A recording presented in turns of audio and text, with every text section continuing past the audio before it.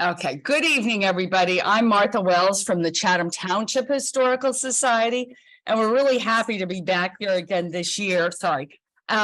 Sharing this with the Borough Historical Society. And we want to start out by thanking the library, who has been doing hybrid programs with us all during the pandemic. It's just been fantastic. So that's the way we're going to do things forever. Okay, so we are going to share. Now we're in this. Okay.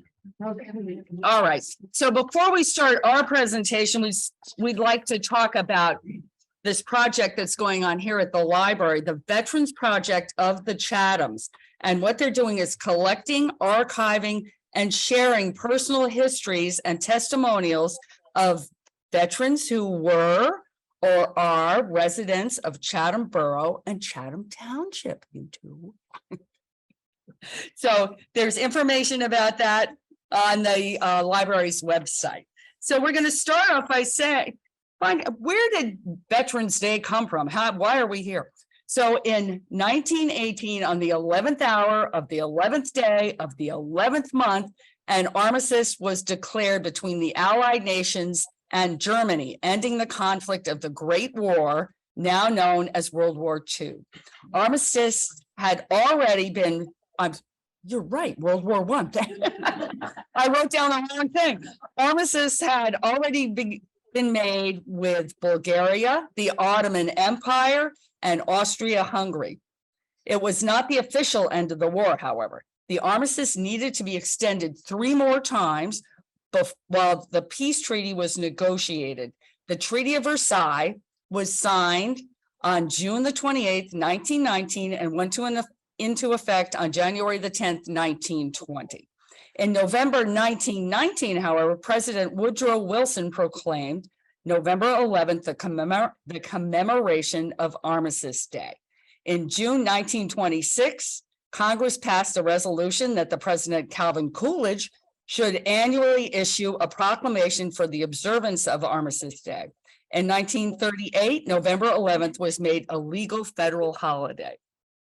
In 1954, following World War II and the Korean War, veterans service organizations lobbied Congress to amend the 1938 Act and change the name of the holiday to Veterans Day. It would honor all veterans of the United States Armed Forces. It was signed by President Dwight D. Eisenhower. But here comes the next really interesting thing. In 1968, Congress passed the Uniform Monday Holiday Act so that federal workers would have 3-day weekends on 4 national holidays: Washington's birthday, Memorial Day, Veterans Day, and Columbus Day, which would be celebrated on a Monday. Veterans Day would be observed on the 4th Monday of October. Many states disapproved of the change and continued to have the holiday on its original date. By 1975, it was apparent the historic and patriotic meaning of the date was significant to many Americans. So Gerald Ford signed a new law returning Veterans Day to November the 11th, starting in 1978. So tomorrow, Green Village and Chatham Township will be commemorating Veterans Day on the 11th day of the 11th month at the 11th hour on the Village Green in Green Village, and everyone is invited to be there that would like to come. Okay, so now Pat Wells is going to tell you about some. Okay. All right. This year is the 100th anniversary of the establishing of the Chatham Colony Association. Now, this was a group of people who came out to Chatham Township to start an individual colony of their own so that they could raise their families out in the country. Now, this was a group of mostly Eastern European and Russian immigrants who were living and working in New York City. And they wanted to get out to the country. So they searched around a lot and finally found about 150 acres in Chatham Township that were available. And the way they got the people together to become the colony was, it was the brainchild of a Romanian immigrant Bernard Sommer, and he advertised in the local socialist newspapers, The Call, and the Jewish New York newspaper, The Forward. So most of the people who came were Eastern European and Russian Jews, but not everyone was. So it was not a religious enclave. It was simply a group of people who were like-minded. And let me show you where it was located. So here we are on Lafayette Avenue, and here's Southern Boulevard.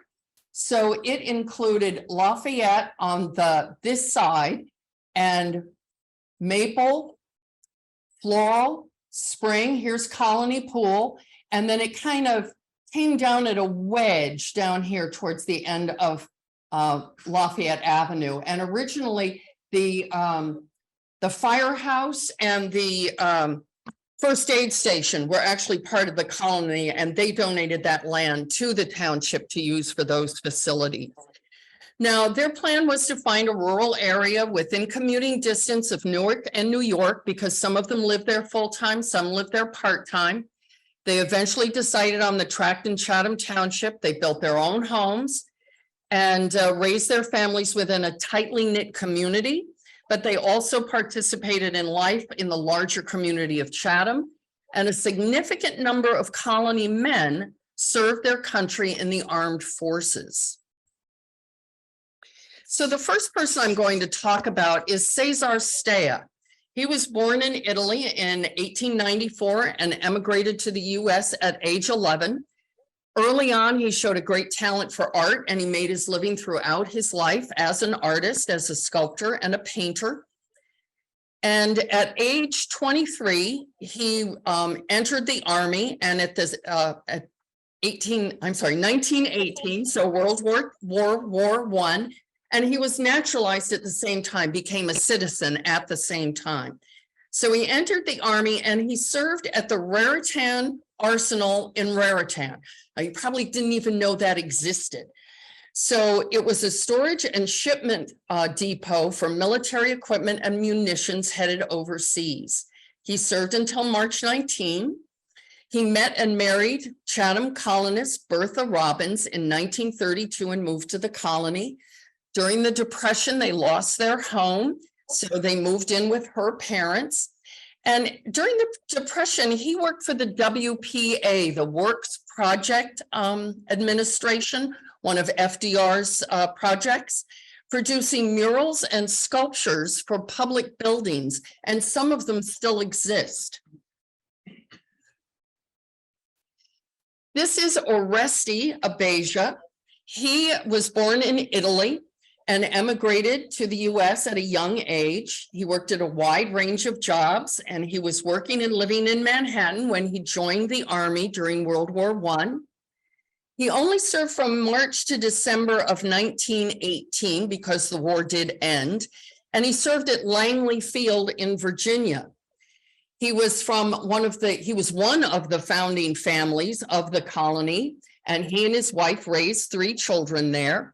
During World War II, he went to work at Todd Shipyards in the Bronx, and they built cargo ships for Great Britain, and also 350 infantry landing units, landing crafts that were used in D-Day for the US Army.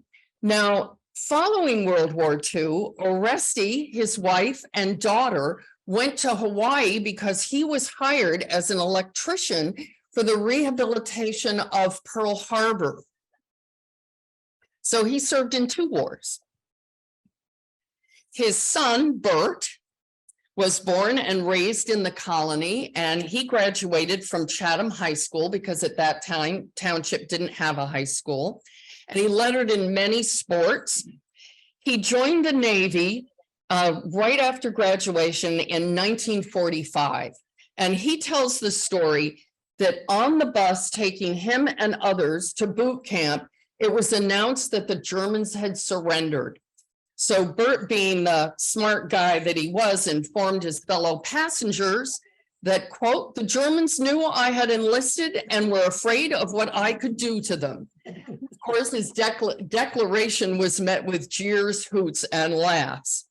So he served on several ships and served out his year, came home, went to Seton Hall, graduated and opened his own business, Done Well Cleaners in New Providence.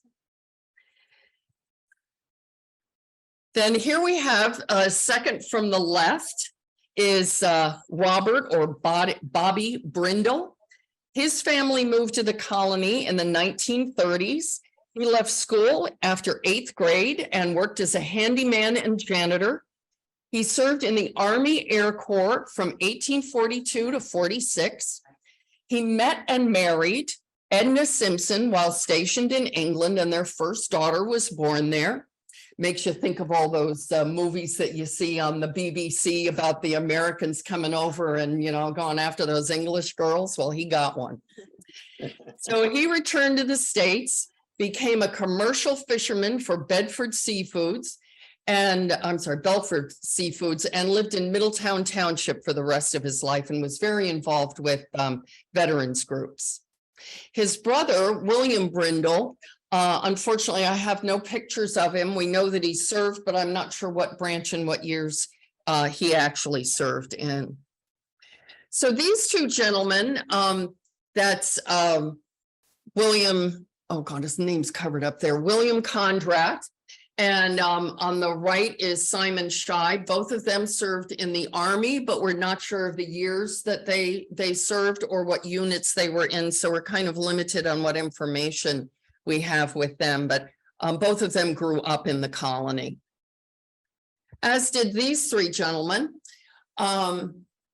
Gerald Beauclerk, his family came into the colony a bit later.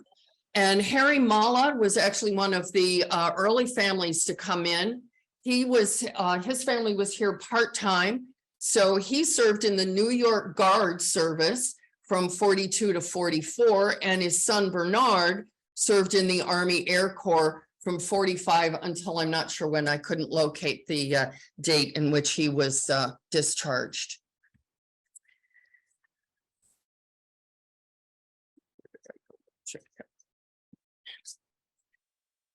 Here we go. Okay, this is Leo Chibka, and his family was one of the early ones. His parents, Joseph and Goldina Chibka, were immigrants from Poland, and they lived part-time in the Bronx and part-time in the colony. He had a college degree and was working in civil service for the War Department in Washington, D.C., when he enlisted in February of 43 at age 23. He served until 1945 and then returned to civil service and stayed there until retirement, when he came back to the colony and moved into his family's home on Lafayette Avenue, where he died a recluse at the age of 82. This is Eugene Eisenschur. His family was one of the early families in the colony. His parents were Isaac and Anna Eisenschur. They immigrated from Russian-held Poland, and he graduated from the Chatham Township High School, Chatham High School. And in the yearbook, it said he was interested in radios and cameras. His friends called him an electrical genius. He controlled the lights for the dramatic club. And he was working for General Electric when he enlisted in the Navy in October of 43 at the age of 23 as a seaman radio technician. Now, he was a member of the commissioning crew of the USS Maccabee, a submarine that was built in, let me see if I can say it, Manitowoc, Wisconsin. Did you know they built ships in Wisconsin? They do, because they're right there on the lake. So they actually did their test runs in the Great Lakes and were then sent on patrol to the Carolina Islands and off the coast of Japan until the Japanese surrendered. And this is a plaque with the Maccabees commissioning crew listed, and in that red rectangle, you would see Eugene Eisenschur's name. After he was discharged, He was hired by the Philco Aerospace Company and was sent to the Far East to maintain US radio transmitters and electronic systems there. When he returned to the United States, he became a sales engineer working for major companies on the application of semiconductors in military and space systems. He died in 2009 and is buried in Arlington. Now, his brother, Sigmund Eisenschur, he was actually born in Poland while his parents were in the process of immigrating.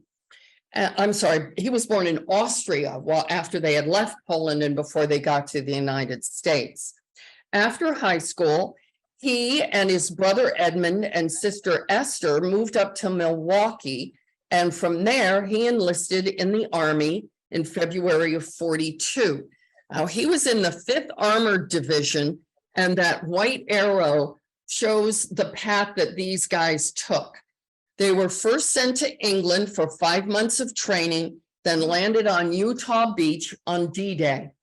They fought the Battle of St. Lo, which I will talk about in a minute, and then fought to close the Falaise Gap, which trapped a major part of the Southern German army into France so that they could no longer get supplies from Germany. Then a special task force, including him, liberated the Duchy of Luxembourg with such speed that a powerful radio station was liberated intact and was used for the next 8 months to transmit propaganda from the Allies to the rest of Europe. Later, his group penetrated into Germany all the way up to the Elbe River. They were the first to reach that far into Germany at that time. When he returned to the US, and I'm not sure the date that he got discharged, he did receive a Bronze Star. Oops, wrong way, sorry. Okay, this is not Alex Kuchli, but I'm going to talk about Alex Kuchli. He was born to George and Ida Kuchli, who were immigrants from Russian-held Latvia and Russia, respectively. He graduated from Chatham High School and attended St. John's College in Maryland as a student machinist before he enlisted in the Army in 1942. He was sent to Camp Edison in New Jersey for basic training, and then sent to England in July of 43 as part of a signal corps as a teletype operator. And that's what you see there on the left is a teletype. And what this did was, as he typed, it sent a message to another teletype operator, and it typed out that message, and they would receive them the same way. And they not only operated them, but they had to be able to repair them as well. So that's what the soldier on the right hand is doing. Now, Alex, after VE Day, his group was sent deep into Germany to help restore the communication system that was destroyed when 187 air raids demolished the town of Bremen. So what they were supposed to do was use the German equipment along with pieces from the American equipment and sort of knit them all back together and create a new system. So they had to figure out how the German equipment actually worked. Once he got back to the United States, he worked in communications. He worked in an independent financial planning firm, eventually became the vice president, then retired to Boynton Beach, Florida. And I believe he is still living there at 100. I could not find what his current status was, but he would be 100 years old now. And that is his high school picture.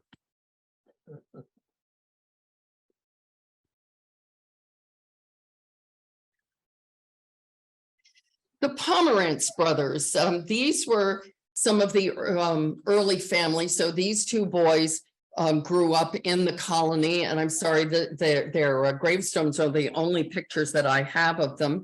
They were part-time residents. After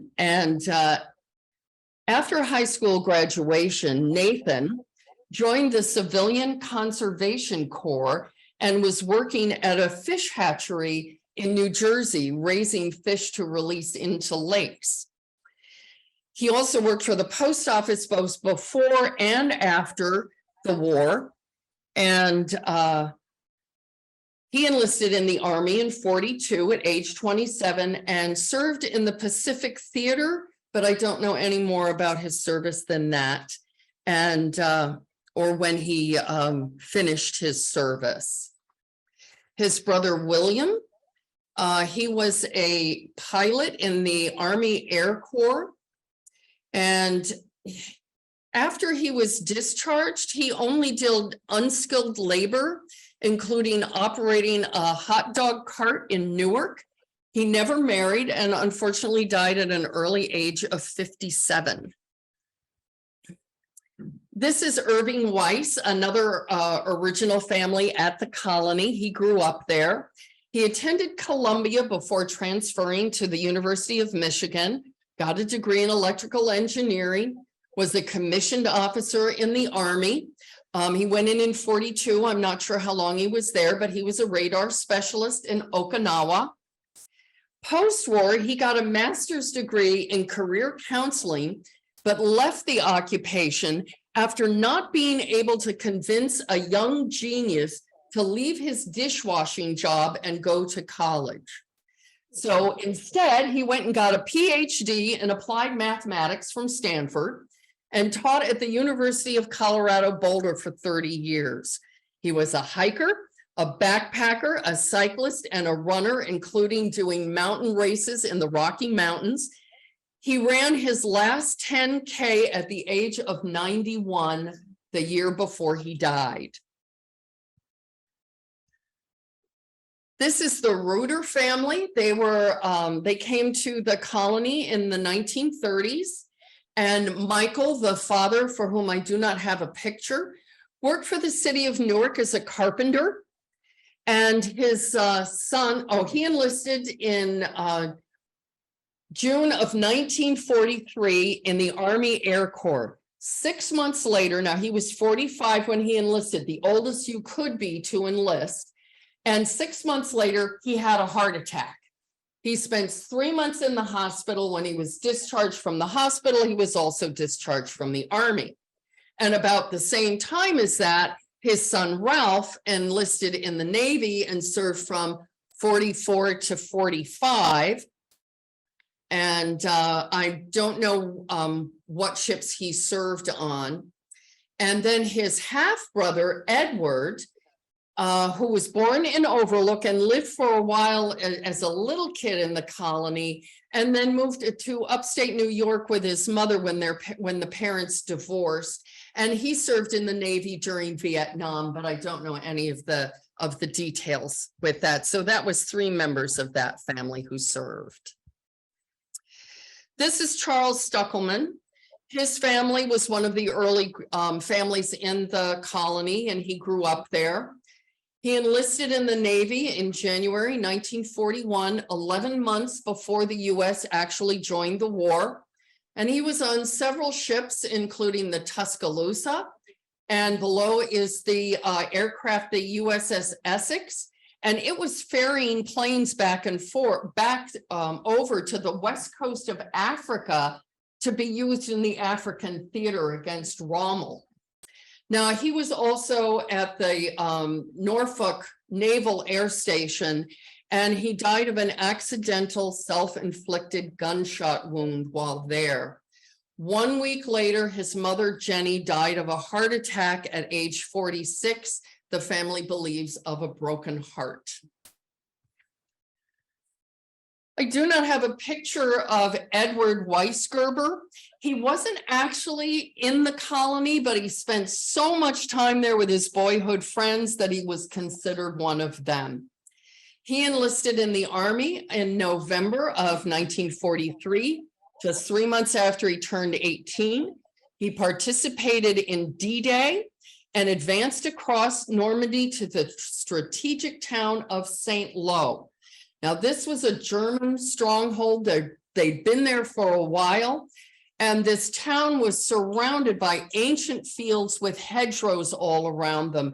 And these hedgerows were so old that the roads were actually 12 feet down. So this was a perfect place for German snipers to hide and pick off the Allied troops as they came through. So it was sometimes known as the Battle of the Hedgerows.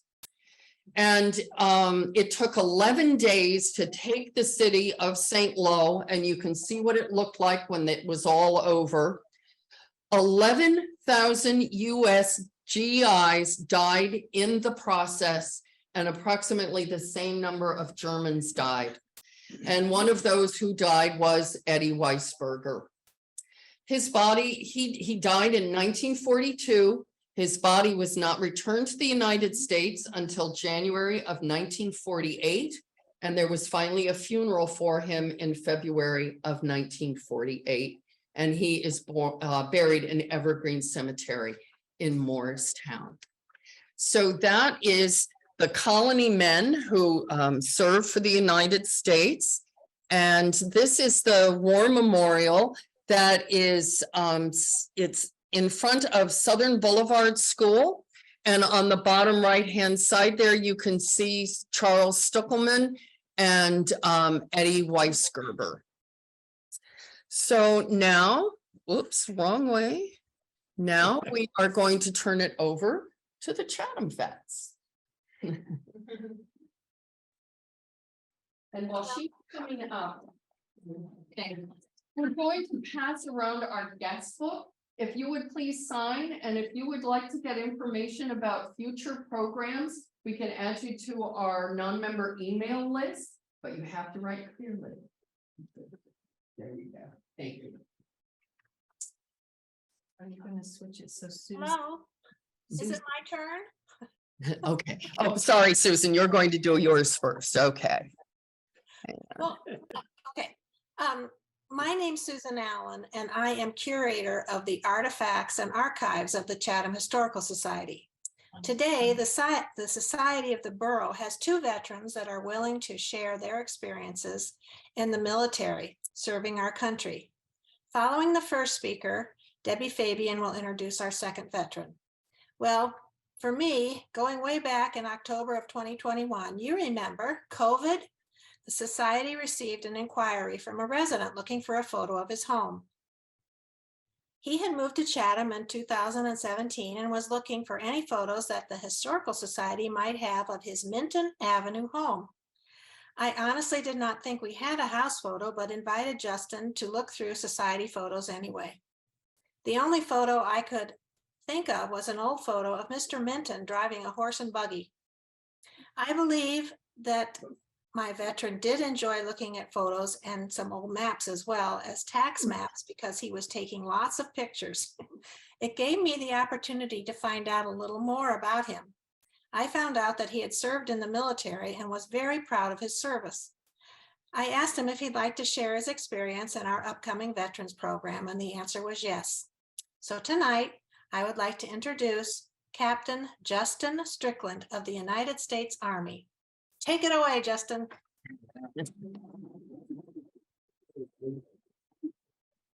All right, so I'm gonna just like say hello to people on the screen because I want to be out in front of everybody instead of behind the podium. So howdy everyone. That's remote. Let me see what we got here. There I am. Does it work? Yeah. Okay, so before I say anything, I have a few things I'm gonna pass around. They're rack things, so feel free to just like look at it and pass it to the next person. One is from my first deployment. The second thing is for my second deployment. So as you heard, I served in the United States Army. I joined when I was 23 years old, and I served for 5 years, 2 months, and 6 days. And I always like to tell people the story for why I served in the Army, and it kind of is tied to a lot of the things that we learned from the colony folks. We heard a lot about the World War II folks from in that presentation. I graduated from Texas A&M in December of 2001, and I had never been out of the country in my entire life, and I didn't really have a lot of experience of the world. And so I said, I'm gonna, see the world, I'm gonna make it. And I decided I'm gonna move to Germany, not join the military, but move to Germany. And I had $1,000 to my name. I packed 2 bags and I moved to Germany, and I was living in a youth hostel. Like, I'm gonna make it. I'm gonna find a job. I had no workers permit. I'm gonna make it. And back in January 2002, Europe's a lot different. They just had adopted the euro, and I was kind of shocked by the differences between the United States culture and the German culture, and things like, no ice in your drinks, all this carbonated water everywhere. And I started to appreciate, what we have in our culture and in our country. Being in Germany, you're around a lot of World War II history, and there's Dachau outside of Munich, and I went up to Berlin, and I saw, all the history in Berlin, and I started having a lot of weight on me, because the weight was, man, I've not really done anything to earn what I have back in the United States, and I've done nothing to honor the service members who fought in World War II and gave me everything that I have. I mean, they saved the world, and if it wasn't for them, I'd have nothing. And so, because of that weight, I thought about it. I just wouldn't go away. So I did some research when I was in Europe, and I found a way to join the military the same way that a lot of the World War II officers joined, and that's go to officer candidate school. And so I came back to the United States and I joined the military. I actually signed the paperwork in August of 2002 before the Iraq resolution in October. So when I joined, I had no thought of I'm gonna go to Iraq someday. I was like, I'm just gonna do my part and serve. And little did I know what was in store for me. So work. All right. So I deployed to Iraq twice. Each time it was a year-long deployment. The first time I deployed to Iraq was 2004 to 2005 for a year, and I was in Baghdad. And I was a platoon leader in Baghdad, and I'll get to that in a minute. The second time I deployed to Iraq, I was in Mosul, which is in northern Iraq. And fun facts about these 2 cities: Baghdad is the biggest city, which you probably knew, but Mosul is the second biggest city, which a lot of people don't realize that. And the other fun fact about Mosul is, if you know your Bible, Mosul is Nineveh in the Bible. So there's a lot of history in Mosul. So this kind of cool fun fact about Mosul. All right, before I get into my deployments, I got a couple stories for you. I just want to share the fact that when I went to Iraq the first time in March of 2004, it was one way. And when I left it a year later, it was another way. And when I went back in March 2006, it was one way. And when I left the year later, it was another way. Iraq's a very dynamic place, especially during that time period. Changed very, very rapidly. And so I just want to call that out, because these are my experiences, which are unique to me because of the time I was there, and also the jobs that I did while I was there. And so you may know other veterans, they may have completely different experiences, and they may have been there at different times. It's just very dynamic. From a historical perspective, I think it's important to kind of keep that in perspective. All right. So my first deployment, I was a platoon leader. I had a platoon of 34 soldiers, and you can see all these little jobs and responsibilities I had on the screen. Very diverse. Why? Because my platoon was kind of like the catch-all platoon. So if there was anything extra the other platoons weren't doing, it was given to my platoon to do. So we had a transportation platoon that did all the convoys for the entire battalion, right? But that wasn't my platoon. But we had so much work to do. If we had an extra one that day, that one was mine, So if we were supporting a civil affairs mission, civil affairs was all booked out. Guess what? I got to take my guys to go help out with that. So it was kind of like jack of all trades platoon. And so it made for a lot of great experiences. But the quick story I'm going to tell about this deployment, because I got a story for each deployment to share with you. This story, a trip to the airport. It was the very first time I actually led my platoon on a mission. It was a very easy one. It was just, we're going to go to the airport to get some supplies and then come on back, right?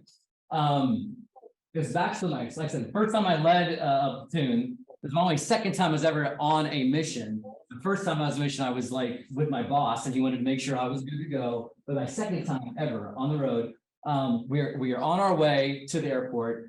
And we have a little small mini IED go off, no big deal, but it kind of got us a little bit like, that's interesting. And what was significant about this was that because it was the very beginning of the deployment, no one in the entire unit, no one in the company or the battalion, they'd had any anything, no IEDs, no contact, no anything.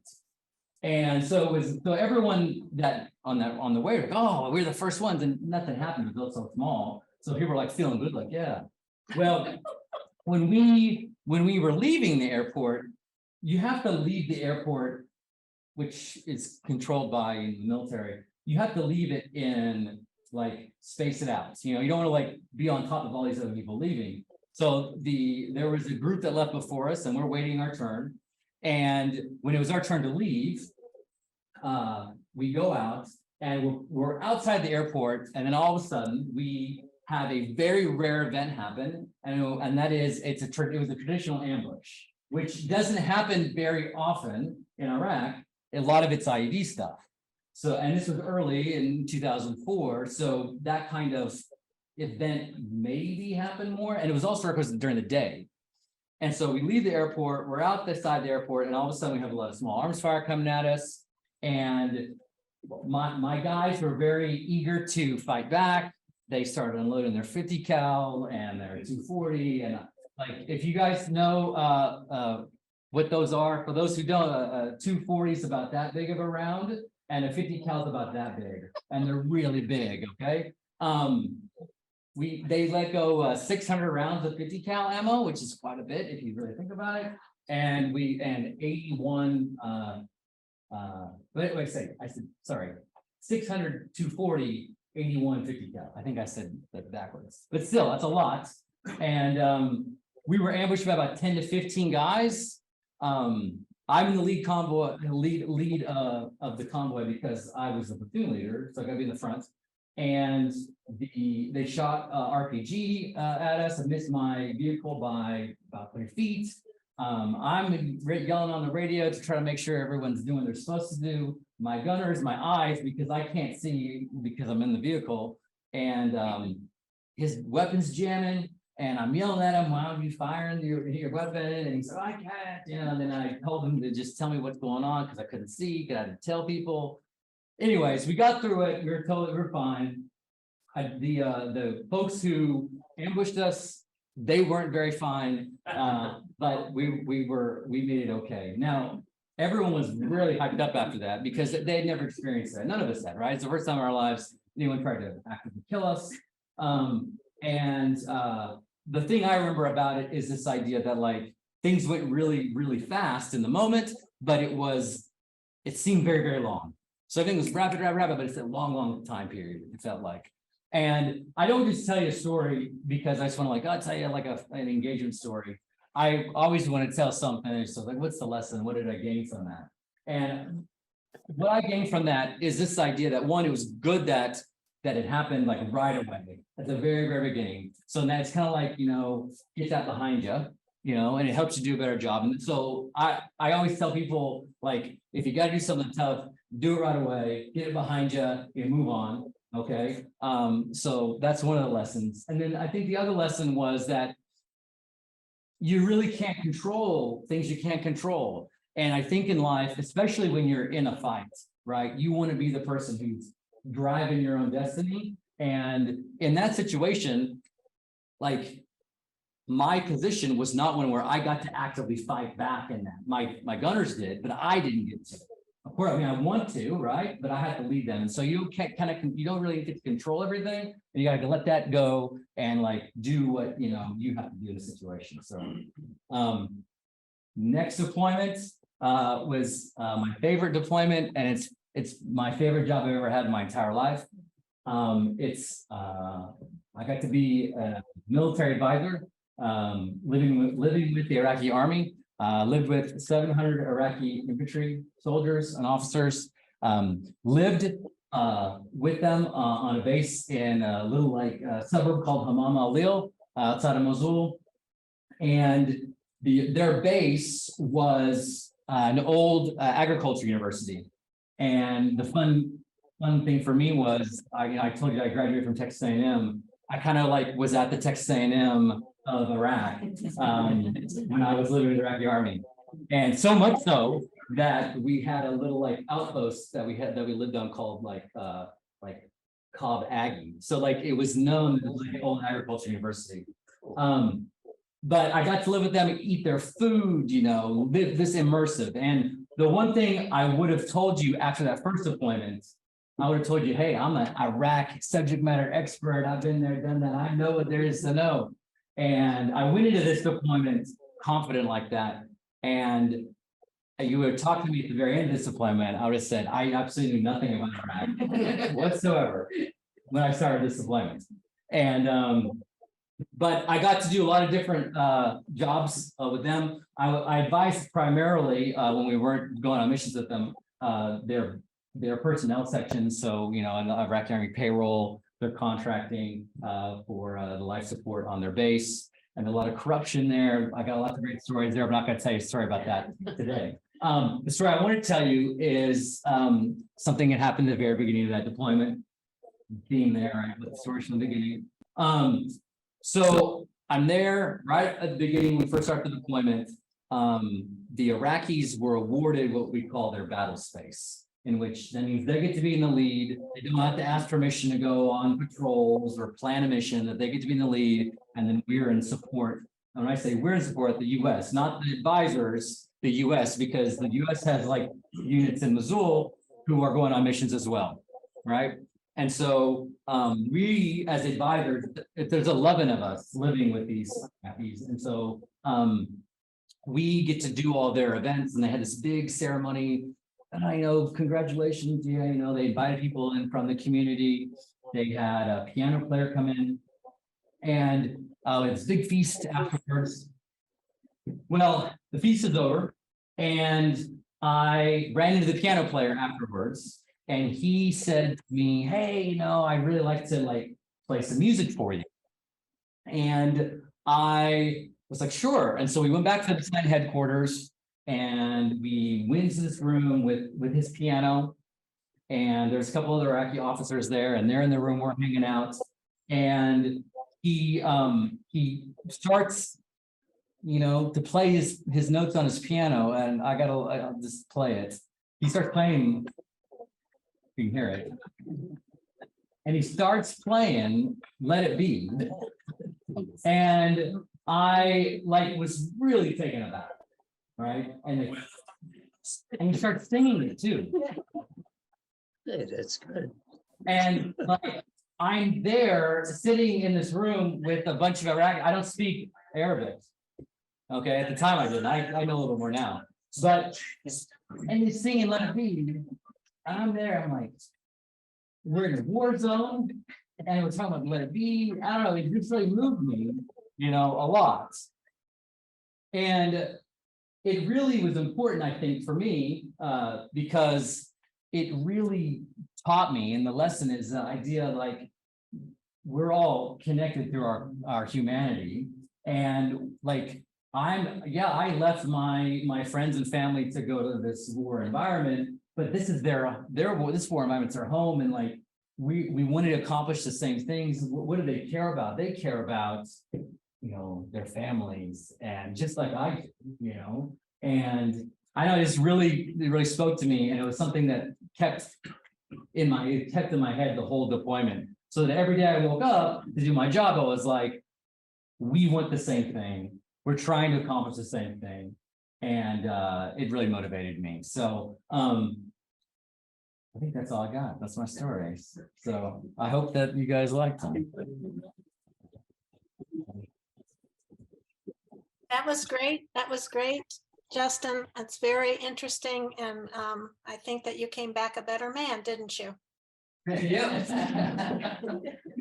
And I'm so glad that you came in and looked at the pictures and everything with me, and I'm going to rope him into some more stuff. He doesn't know it yet, but I'm going to have him working for me soon. Thank you, Susan. Okay, now I'm moving along now to Debbie Fabian. Yes, hi, I'm Debbie Fabian, and I'm so happy you're all here. We really appreciate your coming out tonight to hear these beautiful stories about these wonderful veterans. But before we introduce our final speaker, if there's anyone here or even on Zoom listening who would like to tell about a Chatham veteran that they know, or with the possibility of them being showcased at another time, maybe next year, we would welcome this information. And there's a sign-up sheet on the back table where Belinda's sitting that you can write in your information and we'll contact you. So if you are on Zoom, you can go to either of the Historical Society's websites and put this information in, and we'll gather it from there. But right now, I'm proud and honored to introduce to you our final speaker, Susan Marr. Susan served our country in the Army as NCO Sergeant, Combat Medic in Company B, Medical 187. I hope I said that right. She served from 1988 to 1996. Susan, please come up and tell us of your experiences.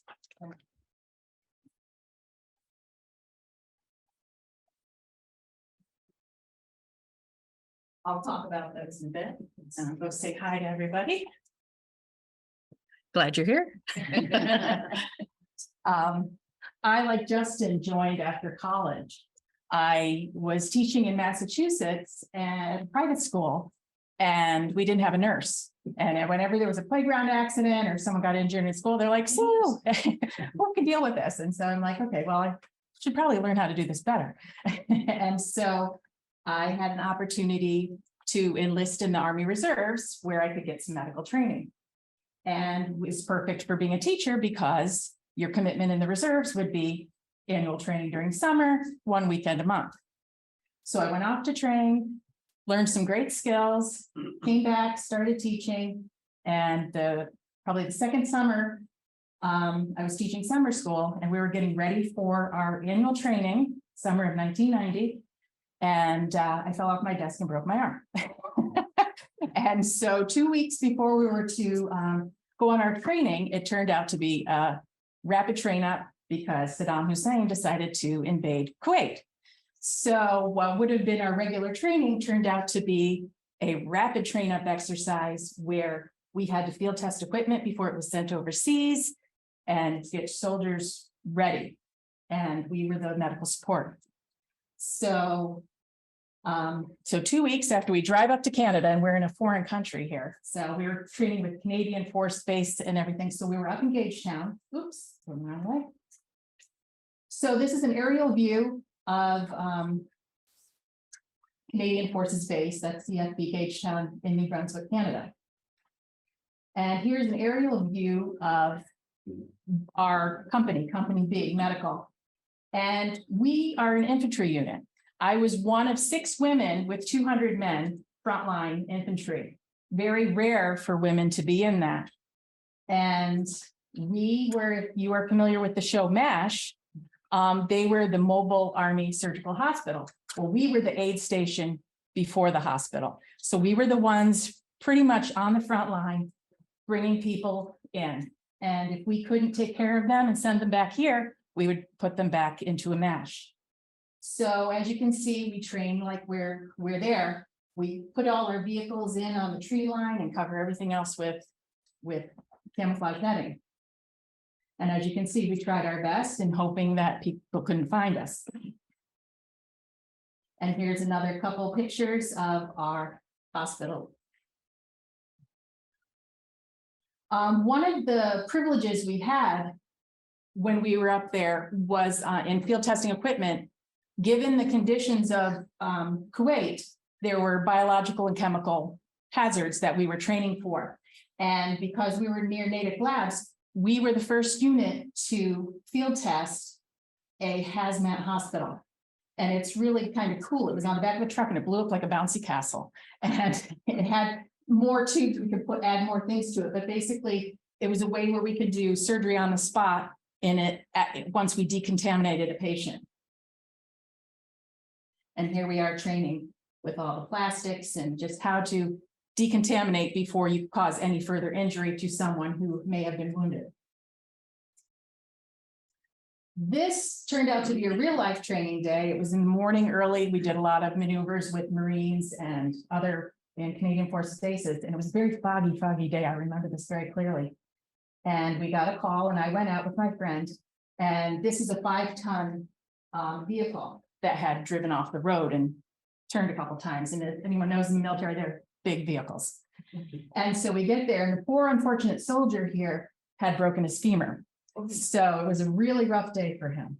So we got him out very carefully because as you can see, that was not, and of course I was just one-handed. So I'm like, oh, that's somebody. Luckily I have some friends.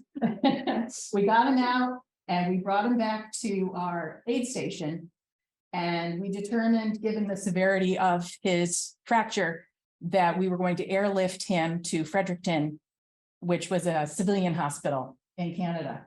And so here we called in the helicopter. And this, oh, the other thing we got to field test were Humvees before they went over too. So we were one of the first units as well to ever drive Humvees. So really cool. We got to play with a lot of toys before they went.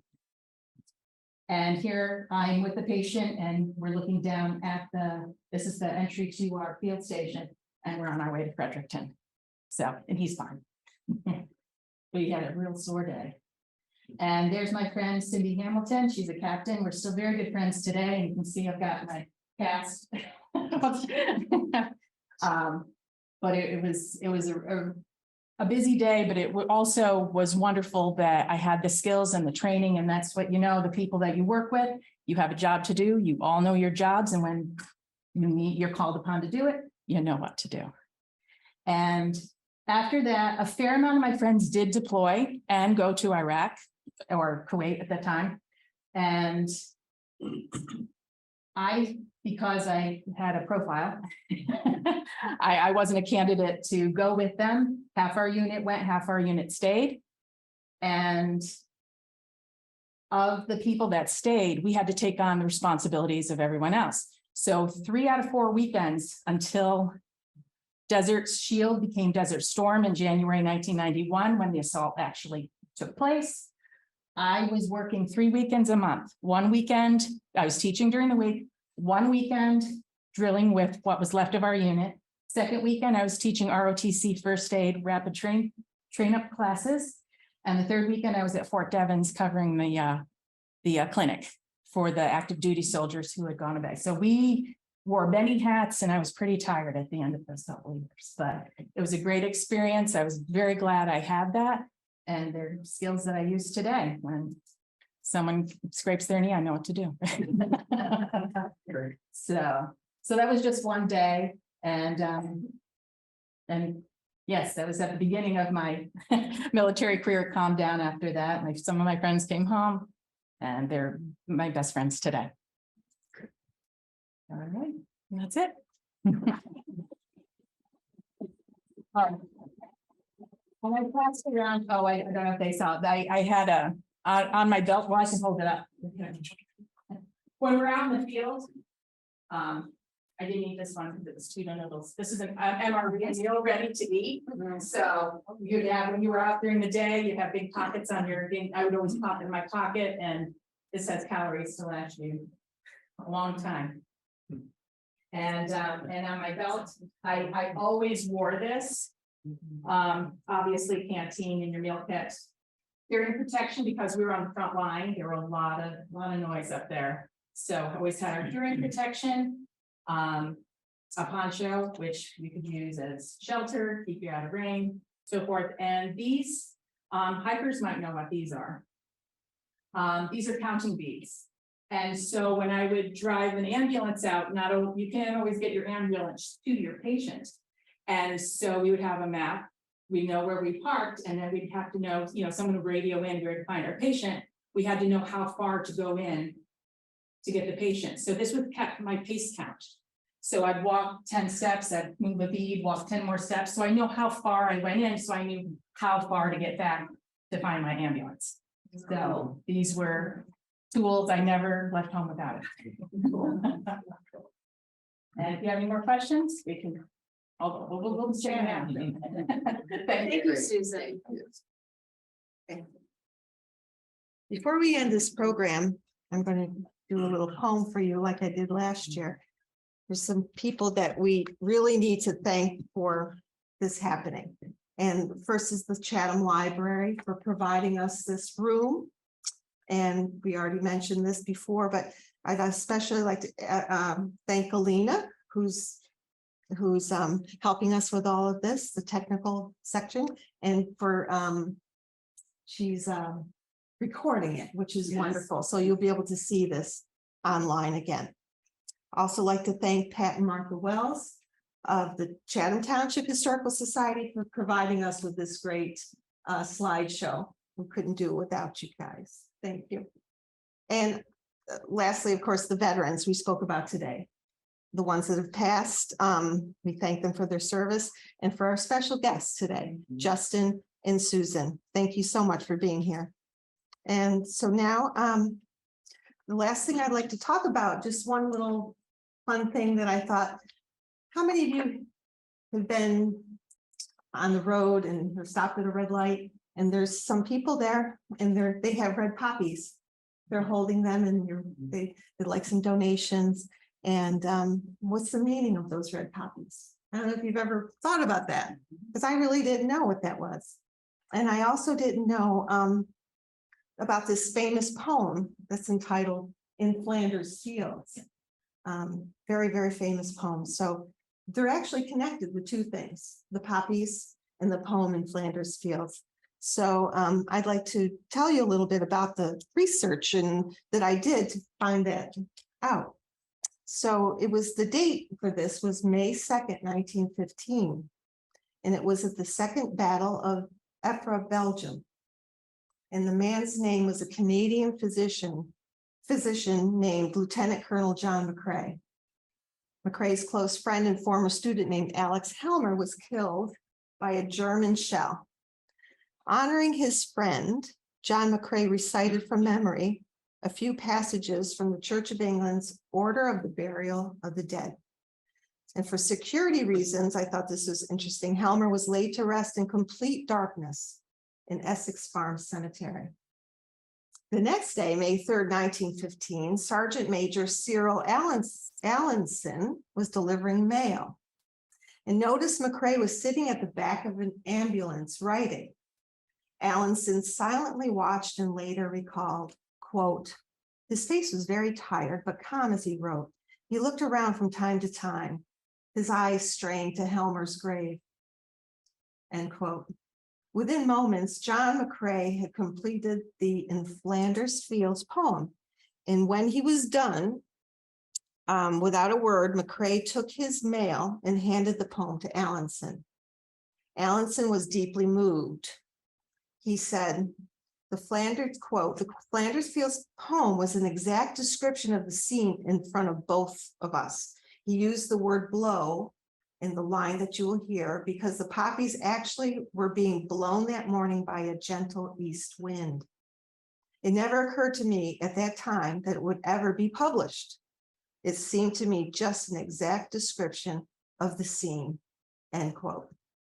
Another legend is that fellow soldiers retrieved the poem after McCrae, who initially was dissatisfied with it, he discarded it. In Flanders Fields was first published that same year on December 8th in the London magazine called Punch. It is one of the most quoted poems from any war. And as a result of its immediate popularity, parts of the poems were used in efforts and appeals to recruit soldiers and raise money selling war bonds. Its references to the red poppies that grew over the graves of fallen soldiers resulted in the remembrance poppy becoming one of the world's most recognized memorial symbols for soldiers who have died in conflict. And there, it's hard to see, it's a very grainy picture, but up on the right, you can see the little red poppies. So it's my honor to read to you the poem In Flanders Fields by John McCrae.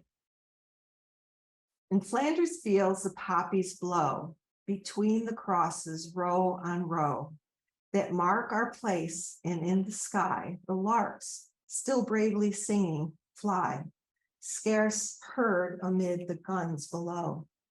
We are the dead. Short days ago we lived, felt dawn, saw sunset glow, loved and were loved, and now we lie in Flanders Fields. Take up our quarrel with the foe. To you from failing hands we throw the torch. Be yours to hold it high. If you break faith with us who die, we shall not sleep, though poppies grow in Flanders Fields. So for the remainder of the time we're together this evening, we'd like to invite Justin and Susan up to answer any questions that you might have. And thank you so much for coming out this evening for our program. So would you like to come up and see if there is any questions? And please feel free to ask. And by the way, there are handouts about the Chatham Colony on the table in the back, and there are also handouts about the Chatham Library Veterans Program too. So please feel free to pick those up. Okay, I have one, Jeff. Okay, Why did you decide to go to Germany in the first place? Why did you pick there? why did I pick that? That's a good question. I picked that because at the time, the pound is very, very high in value, and I only had $1,000. And I couldn't survive very long in the UK with $1,000, and the value of the euro was 85 cents to the dollar, so I actually had more money. And I had taken German in high school, so I thought, oh, I can do it, and no, I couldn't. There's a little too much arrogance there. Susan, did you find you were accepted as a woman among, I don't know if that was traditional. There were definitely challenges being on a frontline unit because, you know, who wants a girl up there? But I think me and my 5 other women soldiers, we held our own. And it took a while, but I think in the end, we were respected, that we could do the job very well. And yeah, I don't know, it just felt like I had a bunch of big brothers and uncles and dads there. So, you know, had a lot of help along the way.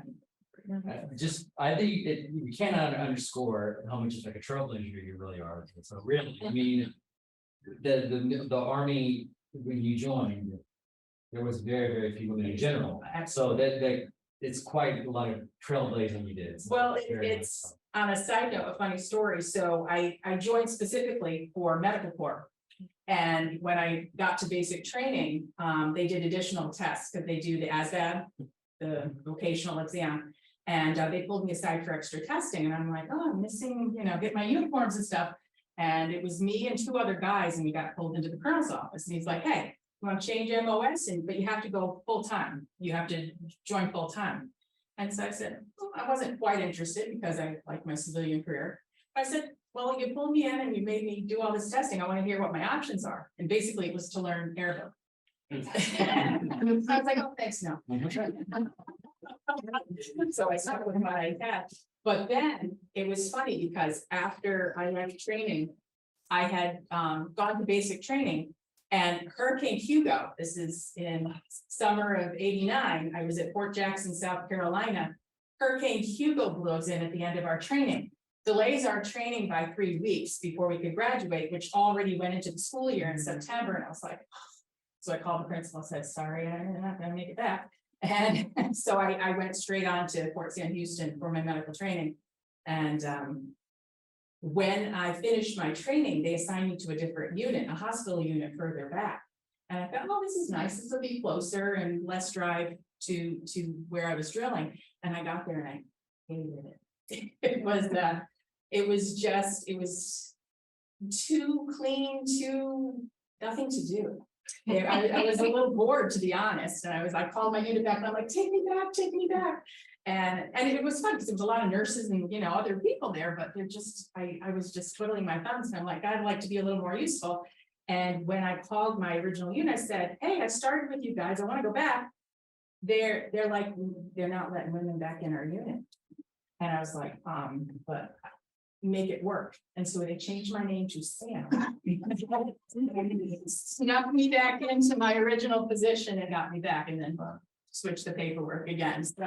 So, and I was glad to be back because these were the people that I trained with. And luckily the first sergeant, I said, take me back, and they did. They made it happen. So I was pleased to be back with people I know.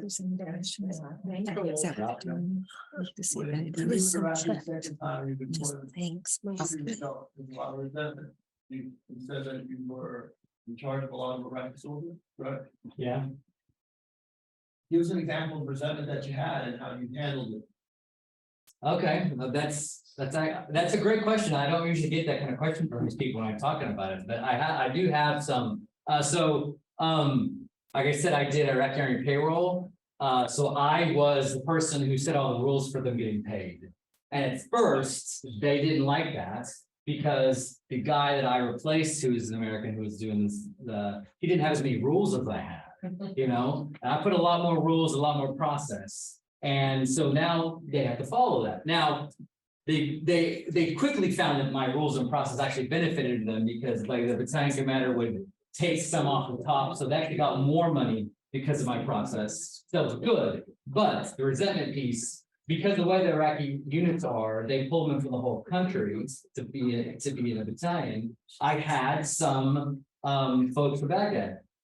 And so I had some like Mehdi militia folks actually in the unit. And if you know the Mehdi militia, if you know who or her name of Daughter Sadr, like in Sadr City in Baghdad, like bad news dude, really promoted the sectarian violence in 2006.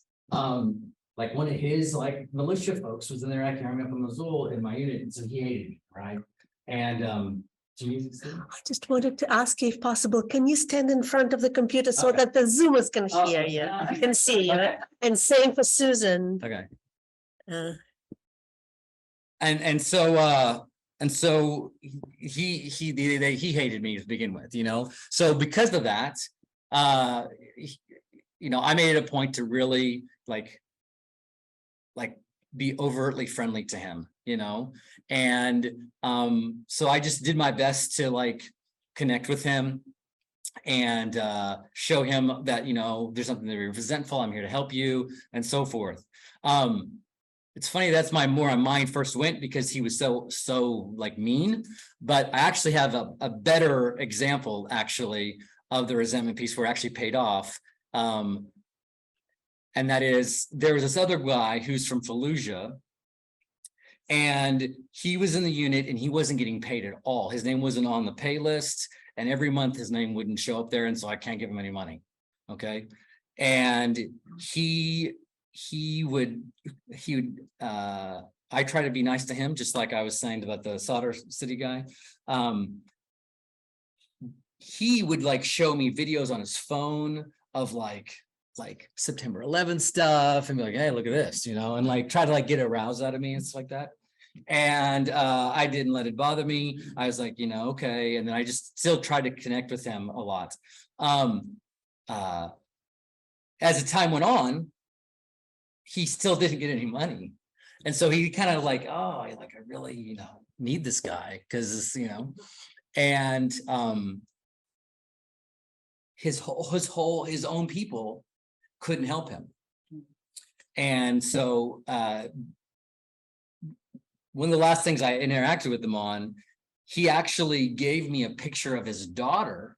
His only picture he had of his daughter at the battalion. And he said he wanted to talk to me, and he said, I need your help. And he's like, what I really want you to do is I want you to help her. And he gave me a picture.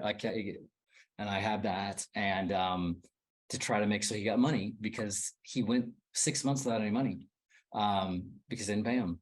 And we tried to do our best to get him money, and unfortunately he got killed before we get him any money. But I think that it was able to show the rest of the battalion that we were trying to really help. And anyways, I don't know if there was a good moral or story in that one, but that just was a reality of what happened. But yeah, I faced it with some folks, but I actually had much more positive most experience than the negative.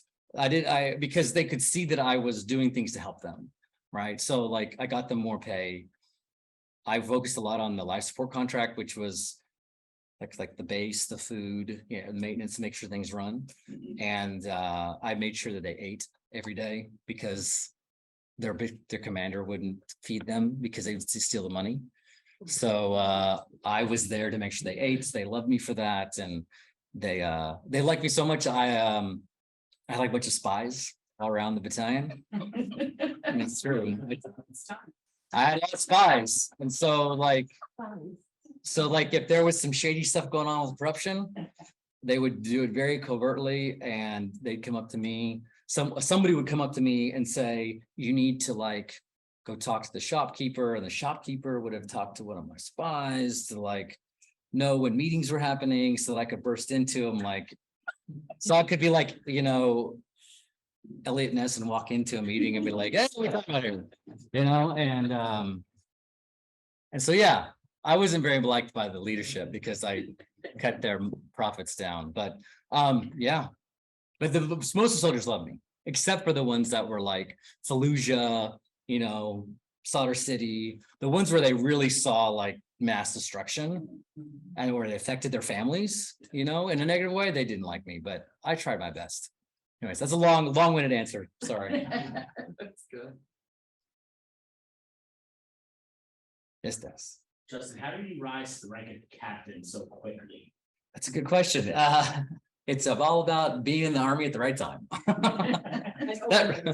When there's an opening too, you can move up. Yeah, and the thing is when the way the officer classes is they're called year groups, and each year group it's a shifting target of like what your target of what promotion time frame is, and that target time frame is a lot longer when there's no war, and it's a lot shorter when there is a war, because you need more of them.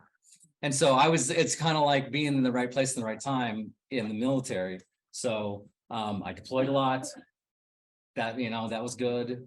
And then I was in the right time. So I had a lot of experience that a lot of folks didn't have. So they look at, as long as you have a good record on your officer record brief, and you have all those deployments, they're like, yeah, that's great. So yeah. Seems like it's a whole different way of life that I have no idea what it was you experienced or Susan experienced in some of when you talk some of the things, the acronyms or whatever they call it. It's a whole different way of living, being in the any of the forces, Army, all of them. So going there, how was it so different? It was like learning a whole new way of living and being. Yeah, I'm glad you brought that up, because like going back to what I said in the presentation, where like my first year I've been done, I was like, I know this place, I'm a subject matter expert, and I went and lived in Iraq. He's like, I don't know nothing. And it's because of the cultural piece, really, because when the traditional deployment is that you are on a forward operating base, and you're with all your Americans, and those bases are I always kind of analogize to like space stations, right? And you're in the space station, you live in your space station, and then when it's time to do a mission, you like go off your space station just to go do the mission. You're not going off that space station to like do anything else. It's not like I would imagine the Vietnam guys got to like true, like they would be going and interacting with the people and they could take leave within Vietnam and interact. Like that wasn't the case in Iraq. Okay. And so you're like on the space station and you go out to your mission and you're all like in your suit, right? Your space suit, like with you, all your gear, and you go to your mission and you come back. And with the Iraqi army, it was completely different because I was living with them.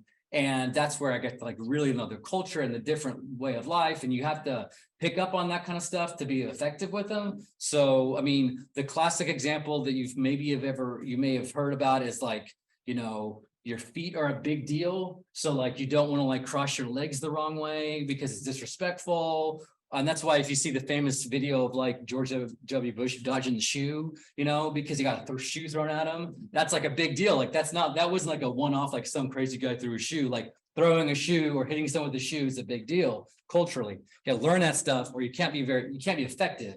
A fun anecdotal thing I share with people that I learned is every Iraqi you ever meet, you go to their country, the first thing they're gonna ask you is, hey, can I see a picture of you and your wife or you and your family? You know, they're going to ask you that right away. And in our culture, it's like not a big deal. Like, yeah, I'd love to show you a picture. I'm so happy. I love my family. I love my wife, you know, and you show them. But they would never do that. They would never, ever do that. They would never show you. They wouldn't. No, they don't know you. It's disrespectful to like show your wife off like that, you know? And so that initial reaction, they immediately can sum you up and know if you know about them immediately. All right. And so whenever you don't want to be rude about it. So like when they would ask me, I would say, you gonna show me a picture of your wife? That's how I'd answer the question. And then they'd smile and smirk and be like, no. And I'm like, well, you're not gonna see mine either. You know, so, but eventually, you know, you build that relationship with them and that camaraderie with them, and then you do get to see them and you can share yours. But there's those little things like that you have to learn along the way. So anyways. You know, I want to say something, Justin. I want to tell everybody that you continue to serve your country. Justin is on the Historic Preservation Board in Chatham Borough. Isn't that great? He continues to serve his country. So proud of you, Justin. Good.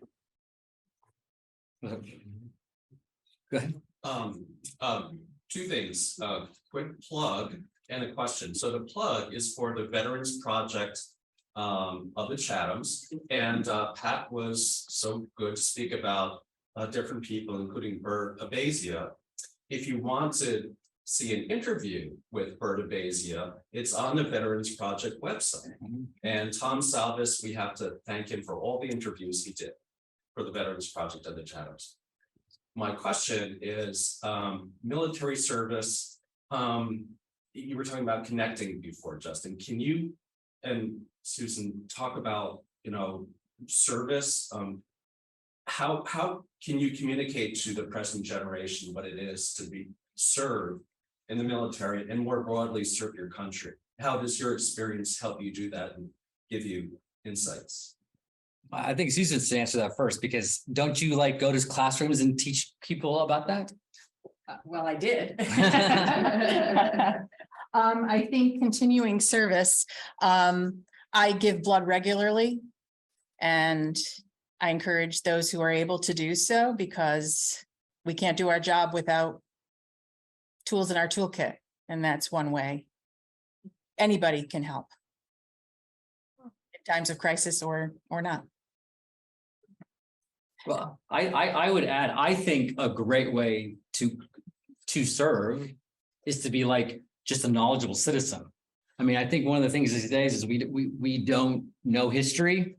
You know, I'll go a plug for the historical societies. We don't know a history that we live in and that surrounded us. You know, we don't know our country's history. We don't know, you know, we do a great job of, I think, honoring veterans and, you know, talking about like, hey, those in Memorial Day making the ultimate sacrifice. And that's fantastic. And I'm absolutely very, very grateful for all that. But I don't think people really understand the why. I know or what happened before to get there. And I think that's very important to be a good citizen, because that plays into like voting, you know, it plays into like what you might contribute or attend like this kind of event. And it continues in learning throughout your whole life too. So I don't know, I think that's some of the simple answer. I think you could be a good citizen by just, Yeah. learning your history. And volunteerism in general too. Just when your community's in need, step up. That's easy to do. You had said something about acronyms and it made me think of something really funny, like, ARCOM, or you're driving around base and you see all these letters and, so my friends and I were in the ambulance and we were driving, we said DIP, DIP, and we're like, oh, DIP, Department of Interior. We it was literally DIP. So, I was like, okay.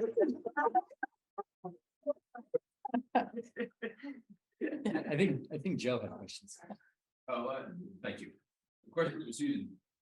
Thinking about you, certainly the mobile hazmat truck and hazmat Humvee is all very exciting. On a more maybe mundane level, I wonder, what does a typical medical build out or an IVAC look like for someone in Kuwait when you were prepared or for someone like Justin's platoons?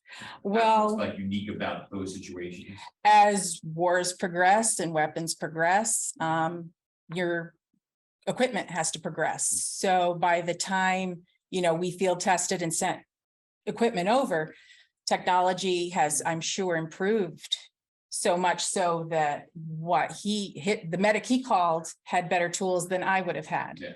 So it's just really, it's keeping up on your training and knowing your job in the grand scheme of things, because everyone has a specific thing they need to do.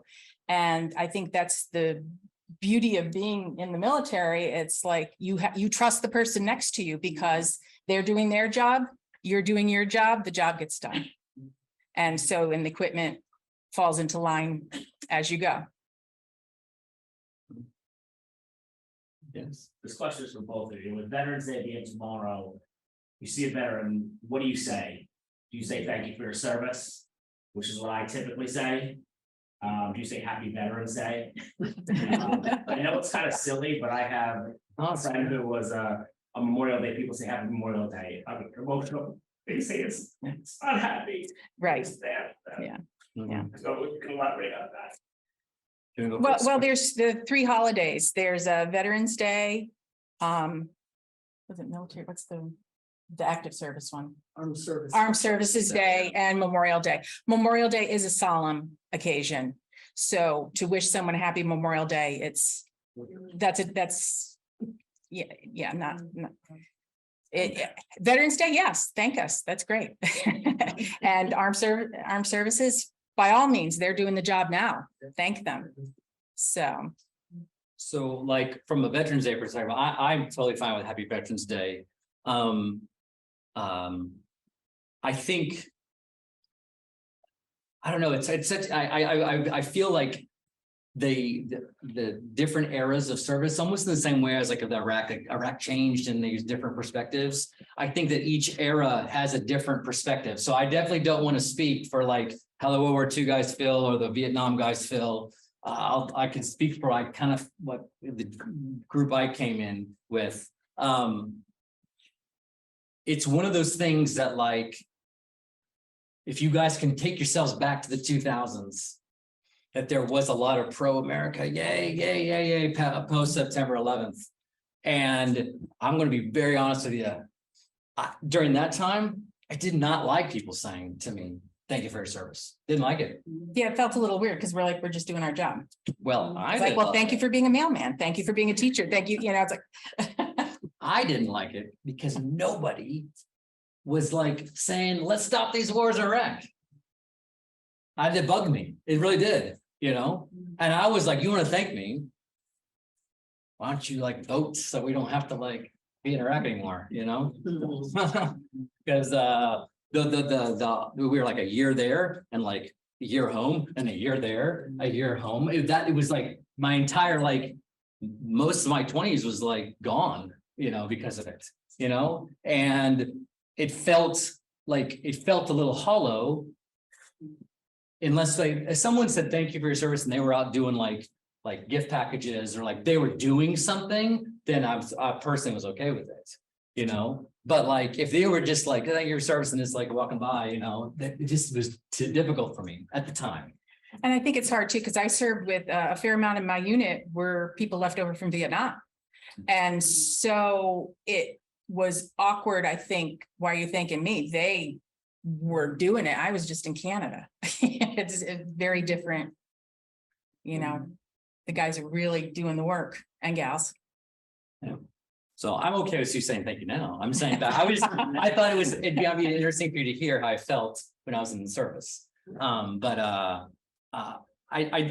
personally, when I see someone from like Vietnam or World War II, like the first thing I want to do when I would say Happy Veterans Day, I want to ask them like, tell me something about what you did. Yeah. You know, Good job. Les. and I think that means a lot to veterans. And that's why like tonight means a lot to me personally that you guys are all here. It means a lot that you guys showed up and stayed and listened and asked some questions. More than a thank you for your service or Happy Veterans Day, that means more to me than you could possibly imagine, you know, because that means you were interested in like my life, you know, and what I had to go through. And so that in itself, like that's amazing to me. So thank you for that. Agreed. Thank you. Susan, Yes. I have to ask, what food was in that pack? Oh. What's in there? It's like a little surprise. You open it up and there's a pack of protein because you need your protein, but it has toilet paper, matches, cheese and crackers. I don't know what else. Well, you got nicer stuff than we did probably. I mean, there's like there's also a heating. Did you guys have heaters? We field tested those Okay. before, when you pour a little water in and crack it. Yeah. Yeah. We were the first unit to try those. Yeah. We warmed ours by just sticking it in our uniform. But we got these little packets where you poured a little of your water and you cracked it and like, you know, like a cracky glow stick, and it would heat up and you could warm your food that way. But When you say protein though. oh, like barbecue, meatballs, tuna. That wasn't my favorite. Some kind of, you know, chicken noodles, Wow. you know, a variety. And you got to know the numbers. It's like, I want 21. Give me 3 to see all the ones that people didn't like as they're walking out, grabbing their pack for the lunch. Speaking of food, Karen made some wonderful cookies for us and your cider, so please everyone help yourself to a snack tonight. And thank you again so much. Thank you. For Thank you.